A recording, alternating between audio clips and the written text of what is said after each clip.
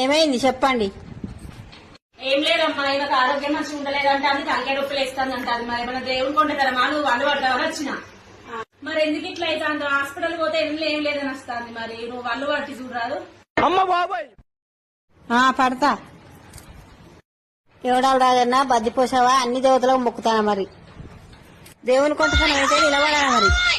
సంభవసారావా ఇంట్లోదా ఒంట్లేదా బయటిదా మరి. ఏది కాదు. ఏది కానప్పుడు ఏంటిది మరి ఫోన్ కొడతానవా మరి. అగ్గో ఫోన్ కొడతానటమ్మా.